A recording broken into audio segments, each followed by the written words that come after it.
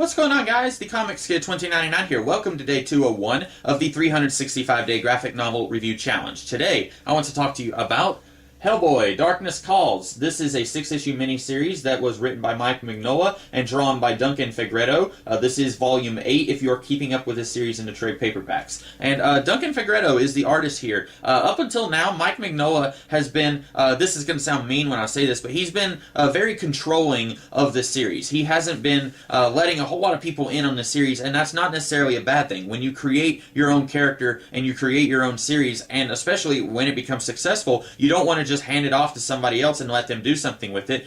In your eyes, that might ruin it. So I'm not saying that it's a bad thing that Mike Mignola has been very guarded over the Hellboy universe, but he has let a few people kind of help him out with some of this stuff up until now. P. Craig Russell and Richard Corbin have both drawn short stories before now, and John Byrne, he scripted the first miniseries. But it seems to me, reading the interludes and reading the foreword and the sketchbook stuff here, it seems like Duncan Fegredo is going to be permanently the artist on the Hellboy stories from this point forward. Now, I don't know that for sure because I haven't read any of the Hellboy stories that came out after this one, but looking at this, at one point, Mike Mignola said, my thanks to Duncan, who didn't come in a moment too soon or didn't come a moment too late or something like that.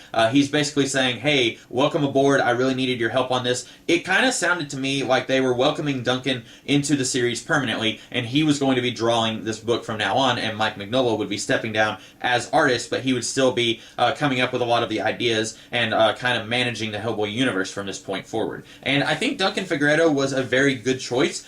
He is stylistically similar to Mignola, but he is also doing his own thing, and that's something that Mignola mentioned in this book, and I was thinking that while I was reading it. I was thinking, at times, this guy looks a lot like Mignola, but at times you can tell, okay, he's doing his own thing. He's not exactly what Mignola would do, and I like that quite a bit. They could have gotten any artist they wanted, but they wanted to get someone who was stylistically similar, but not exactly the same, and I think that was a good choice. As far as this story is concerned, I've been talking a lot about how this series will bounce back and forth between the mythos stories that are tied to the overall story of the Hellboy universe, and then you will have trades that will have nothing to do with the mythos, and they are just standalone stories that are very enjoyable, and you can read them on their own without reading any of the mythos stuff and enjoy them by themselves. And this series bounces back and forth between these two types of stories. This one is very much a mythos story. What's interesting here is that, at least going back and rereading these books this time through, I've been enjoying most of the mythos stories, at least more than I did the first time through, but this book, I did not enjoy it that much, and I don't really know if I can explain what it was that I didn't like about this book. This brings back a whole bunch of characters that we have seen up until now. Some of them haven't even gotten to do that much. At one point, there was this small Asian man wearing a hat. He was talking to Rasputin's ghost, and we don't really know who that guy was, but he shows up at one point here talking to the Baba Yaga. We get to see the Baba Yaga come back. We briefly get to see Ilsa Hopstein come back. We get to see that pig fairy, the one who claims that Hellboy stuck him in pig form, even though we know that that didn't actually happen, but apparently Mike Mignola wants us to think that that's what happened. We get to see all of those characters come back. Bromhead, who showed up like in volume 2 or 3, he comes back. I was under the impression that he died, but apparently he didn't. He's back here. We get to see all of these characters who we thought we weren't going to see again, or minor characters that we never thought we would see again. They get to come back and they play a little bit of a bigger role here, but this story just doesn't really feel worth bringing all these characters together. And I think part of it is I was looking up various thoughts on the chronology of Hellboy and what order you should read some of these Hellboy books, and there was somebody who was saying that Darkness Calls is actually the first in a trilogy of mythos stories. So it's very possible that a lot of these characters are going to be coming back in a couple more stories on down the line, and they are going to be fleshed out a little bit more, and I'm going to understand what they were doing here a little bit more when I read those stories. Having said that, that's no excuse. You shouldn't introduce a character here or bring in a character here and make it a little bit vague what they're doing. I shouldn't have to go and read volumes 9 and 10 of this series to understand what's going on here. Now, I don't necessarily think that much of the plot stuff here is difficult to understand. I I just didn't really care about what I was reading here.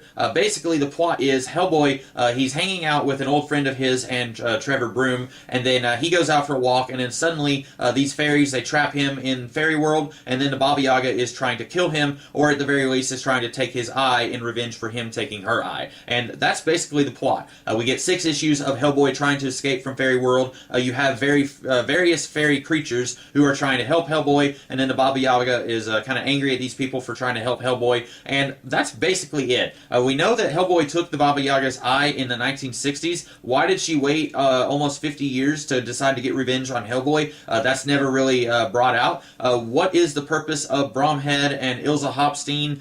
These guys are in the story, but they don't really do anything. They don't have any purpose in bringing Hellboy to Fairyland. We don't really know what the Pig Fairy is doing here. He's going to get somebody who's going to be the new queen of the fairy folk, and we don't know who that is. It better be something huge, because they put a lot of mystery on that. Everyone's like, oh, not her, don't bring her back, and then he goes and he gets this box. We don't know who's in the box, but it better be really huge, and it better be somebody that I actually recognize, and not some schmo from Persian mythology that I've never heard of before. That was a problem here, where we have Perun, who is a Romanian thunder god, and at one point he's trying to help Hellboy, and then we see him, and then one page later he gets killed. I don't know jack about Perun from Romanian mythology. If you're going to bring him into this story, you need to actually make him be important. Don't bring him in just so you can kill him off one page later, because anyone like me, who doesn't know anything about him, isn't going to understand why you brought him in the first place. Even if I did know about Perun, I wouldn't understand why you brought him in if you're just going to kill him off immediately. This story, it's not bad, it's just not good. It's just kind of there. It feels like this is setting up a lot of stuff that I don't know about because I haven't read future volumes, and that's not really good. You shouldn't do an entire 6-issue volume just to set up some later stuff. This should be an enjoyable story on its own, and unfortunately, it's not. If anything, this is just setting up future stuff, which may be very important later on. If I decide to read volume 10 or 9 or 11 or whatever, then I may look back on this and say, okay, that volume was pretty important in retrospect, but not in retrospect. Just looking at it right now, it's not nearly as good as I want it to be. So those are my thoughts on Hellboy Darkness Calls, but I want to talk a little bit about what I'm going to be doing over the next few weeks. I mentioned when I first started doing these Hellboy videos that I was going to be talking about 8 Hellboy volumes, and then I was going to be talking about another couple of little side stories that are connected to the Hellboy universe. Well, as I've been reading these Hellboy books, I have found that I have been enjoying these books a lot more than I did the first time through. With the exception of this book, I've been enjoying this series quite a bit. And so the other day I actually ordered a few other Hellboy books, and they are on their way in the mail. So I'm going to be talking about 3 more Hellboy side books, spin-off books if you will, and then I'm going to be spending about 2 weeks talking about stuff that's not related to Hellboy while I wait for those other books to come in the mail, and then I will probably spend another week talking about some more Hellboy stuff that I don't have at this very moment but will be coming to me in the mail. So if you were expecting only a week and a half of Hellboy books when I first started talking about how much I didn't like the Hellboy series, well, I like it a lot more now than I did when I first read these series a long time ago, and I think that's just because when you're young, you watch a movie or you read a book and then you form an opinion about it, and then as you get older, you think that you're not allowed to change your opinion. At least I'm guilty of that. But then when I went back and reread some of these books, I liked them a lot more.